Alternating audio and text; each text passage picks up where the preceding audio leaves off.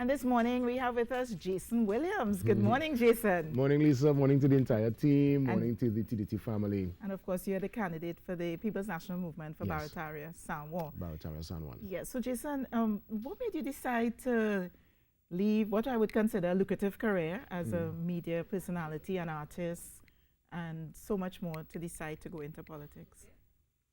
It was always part of, to me, my story. I've always had an interest, a passion for service and for people, as you know, Lisa. And, you know, during the whole COVID scenario, when it first happened, a lot of folks had we had a lot of time to be at home and think, and I was reading and watching documentaries and following a lot of what was happening overseas, and also watching how we were handling the situation here. To me, kudos and thumbs up to the PM and the Minister of Health, and even more so the frontline workers. How we dealt with it. And, you know, here it is. My name was mentioned, I guess, in rooms and in areas I've never entered. And when the call came, I decided, you know what, let me dive again into the unknown, because I've done that a lot of times in my career and in my life, you know, just diving in and finding my way back to the shore.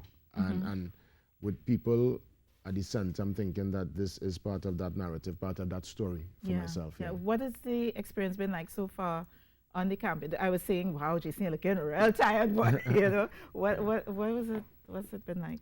Well, it's a lot. It's a lot. It's a chance to meet people, you know, in their home, and I give thanks because of the public profile I would have had for all these years and the goodwill over the years. It was able to break the ice in a really nice way with a lot of people. So far, thank goodness, nobody drove for any what they say long time, the posy under the bed. Yeah, people still have posy. Nobody drove for no posy yet, and you know, nobody wet me down. The feedback so far, it's really been nice, and more so than the feedback, and obviously the good interaction. There are lots of concerns, and I think that is what I'm learning every day to channel and to find a way to filter, because it's you're only human, and you can't go home and take all that with you. Yeah. You know, you are new to politics, but you're not new to the San Juan area. You live in the area. I think everyone knows that. But someone might ask, okay, so what qualifies you, besides being a popular personality, to represent the people of Barataria, San Juan? You know, living there, being able to be part of the fabric for many years, you know, having friends and family. I have actual family living in El Socorro. I went across to check them like about 2 Saturdays ago. I had a nice chance to meet with the folks in El Socorro. That's across the highway. Yeah. And I think, you know, being there and being able to be part of the mix and seeing firsthand and experiencing firsthand some of the issues, I'm telling myself it's time to become not just a commentator, but to actively participate in some of the decision making. Yeah. And I believe that I have a really good chance. The team is working hard. We are working very hard. And once I'm able to bring home the seat, Barataria, San Juan, I know that the PM and the administration will really put some resources there and ensure that the constituency is attended to in a really, really proper way. Because it's a, to me, a perfect reflection. It's really a microcosm of Trinidad and Tobago. Multicultural, multi-ethnic, in terms of the age bracket, very diverse. Let's speak about multi-religious too. Let's speak about the age, because you would be appealing to the younger demographic, I'd imagine. How do you intend to harness that youth vote in your constituency? Well, the interesting thing about that, and even before I talk about the youth vote, I recognize that the aunties love your boy, Lisa. Aunties, I mean, we do the social distancing, so we can't really hug up, but when I pull up and stuff, aunties and them, oh, Jenna, be a boy. You know, and that interaction is really nice with a lot of the senior and the elders in the community. But as it relates to the youth vote, the reality is a lot of young people feel disenchanted, they feel disconnected to the system. So that takes a little more time, trying to let them know and understand the importance of practicing the franchise.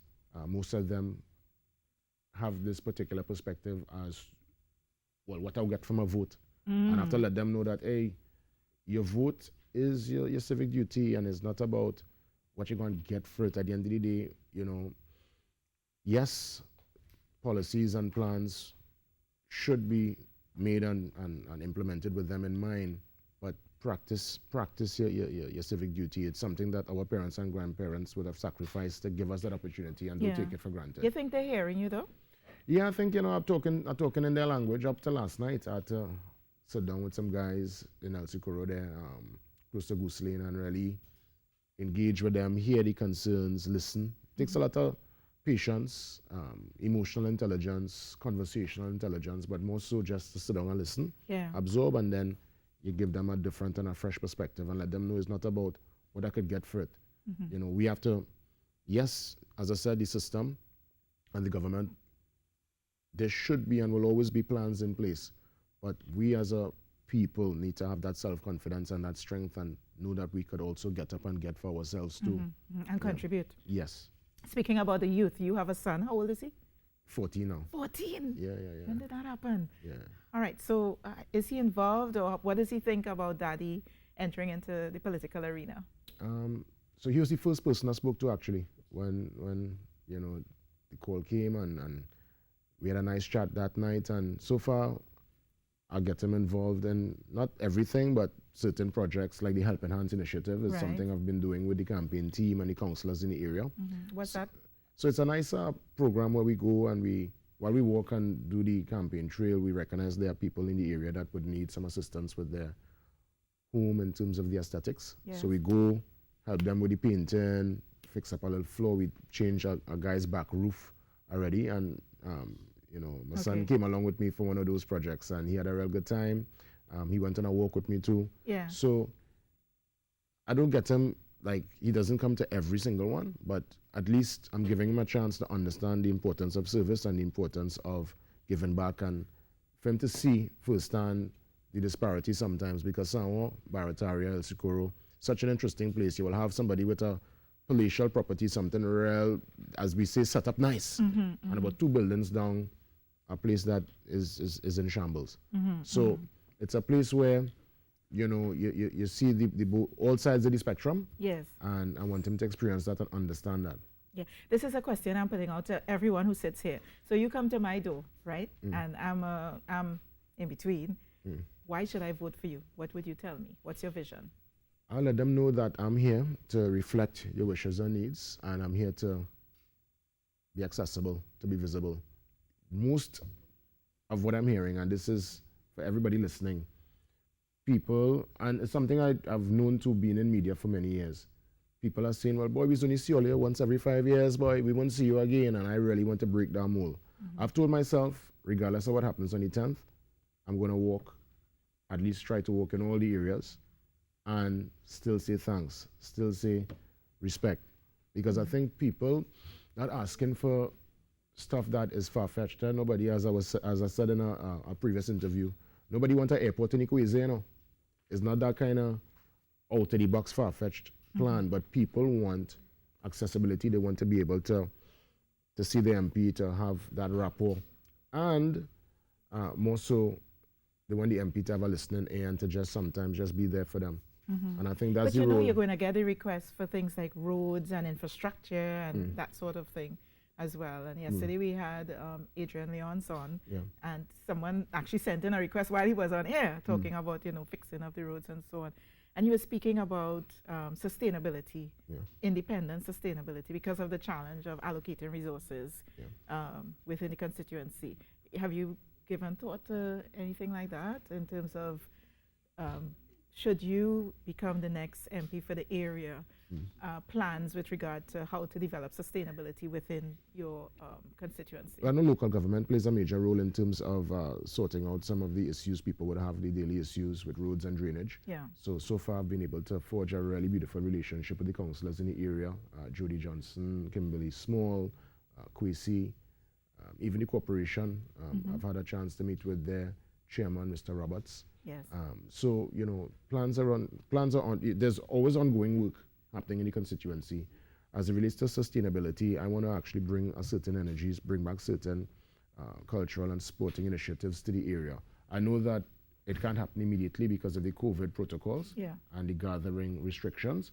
So I'm hoping that once we get over that hurdle, Lisa, that we could really get San Juan, Barataria, El Socorro out again, engaged in activity, because once you're able to create different programs and functions, and especially stuff where people gather, the vendors will eat, you know, you have your people who deal with the infrastructure for the event.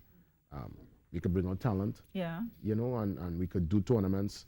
That's what people are asking for. A lot of people, especially in El Socorro, the young people, they want to engage in activity as opposed to just lineman on the block or in the Barataria area where, funny enough, is Barataria, and the first 3 letters in Barataria is bar, and Barataria, if you pass through the Lisa, the amount of bars in Barataria, and that seems to be the only form of recreation for lots of people in the area. And people want a bit more.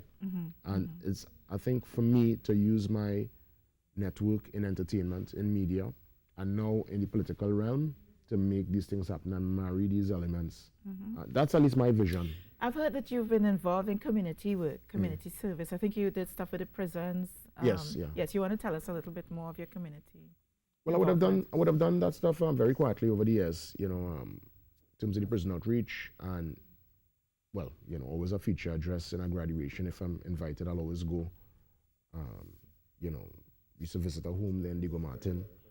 But of course, I'll never post these things, you know. I recognize now that, obviously, on this particular journey, a lot of it is to do with the optics too. So it's kind of weird that, you know, you're doing your work still and these cameras always following you, but I guess people want to see. Just sitting here and watching you, and I get in the sense that you're a bit uncomfortable talking about the community service that you do. Because I mean, and that's why I really put myself in this particular vein, because I'm telling myself I've done these things so many times over the years, just sometimes out of my own coffers, with my time.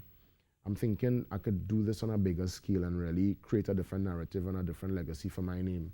Because if there's one thing I'm very protective of is my name and my brand. It's been wholesome for all these years, and I'm not going to allow it on this particular journey to be solid or soil in any way. And I've made up my mind from very early, and I guess ultimately that could get people upset going forward. But anything that is contrary to my beliefs and contrary to my particular standard within my mind, I'm not going through, you know. And you'll walk away. Yeah, and it's a most interesting scenario. Obviously, learning the dance day by day, step by step. But so far, I could safely say it's been good.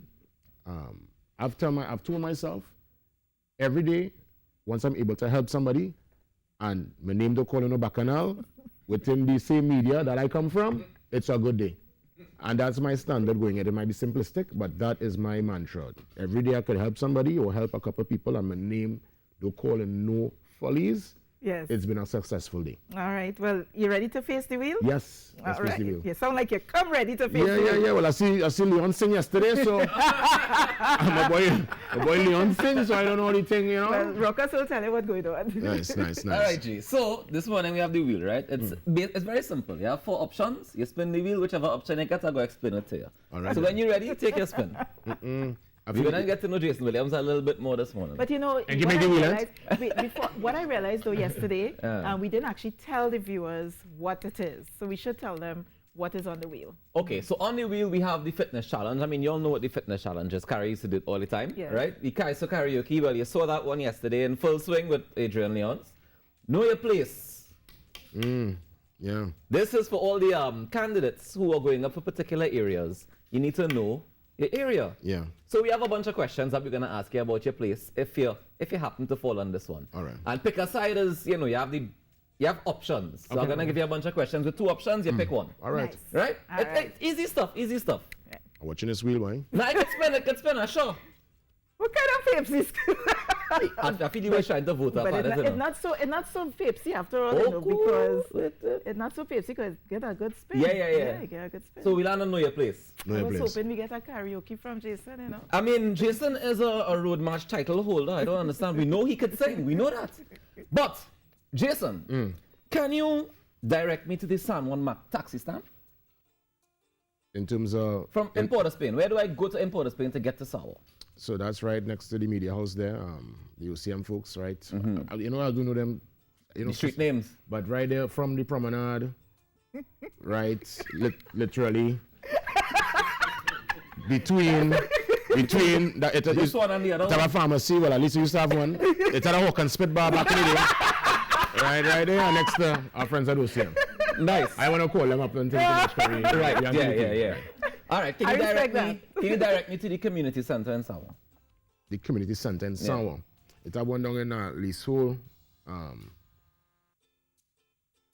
So you have to to go down there. You won't know how to get there, no? Well, I would like somebody who's going up for candidacy in the area to be able to send me. Community center in Sawa. How you getting there, boy? I'm trying to get the easiest way for you to get there. And I'm driving this time. It's not like taxi, so I'm driving. Oh, you want to give me the taxi? Well, look at Google Map it, you know. So I really sold. I can send you Barataria. All right, send me Barataria. Barataria Community Center, send me. Well, that's straight up 6th, opposite the Oval. But the thing with, because when I was walking last week, I saw the community center down in Lisol there, you know. And I was like, how we getting there, Dre? Because Sawa, funny enough, have some serious hills and some little valleys and some steps, and it's a part of Sawa I actually discover for real on this run, you know. Trust me when I tell you. Nice. All right. So tell me something about Sawa Barataria that outsiders, people who are not from the community, may not know. Well, I'll probably start with Barataria first. In terms of the Oval, which is the grounds opposite the community center, very vibrant grounds back in the day, and that was actually the first grounds that Hazley Crawford, after he won his gold in 1976, ran his first race when he came home, and he actually, I believe, came second to a local on that particular grounds. So that grounds is actually rich with history as it relates to Sawa. I'll probably mention the market being a staple there for many years. And the market from Voice Video? Yeah. Right. And the new market, the new construction you're seeing now, when you talk to the vendors, you recognize that they came a very long way. They used to actually sell in the road. So the new facility now is a real good look for them. And, that people they're selling for over 30 and 40 years and things. Wow. They've made their whole life and careel. Well done. Well played, sir. Well played. And you give 2 instead of 1. Yeah, well, that's simple business. Sawa and Barataria, you're going for, you can't just be one. And El Socorro too, And El Socorro too. I mean, even though El Socorro is not mentioned, but the thing is El Socorro is such it falls in a vibrant place. Up till last night, I walked El Socorro. You walked El Socorro last night? Yeah. All Goose Because I actually live in El Socorro these days, right? Yeah. And I find I ain't see you. Nah, I walk El Socorro. Tell him where you live in, so you come and knock on it. I'll come. All right. So Jason, well played. Thank you for spinning the wheel, sir. Yes, man. I appreciate it. Yes. Thank you. We take care of your messages. Come right back here on the Now Morning Show.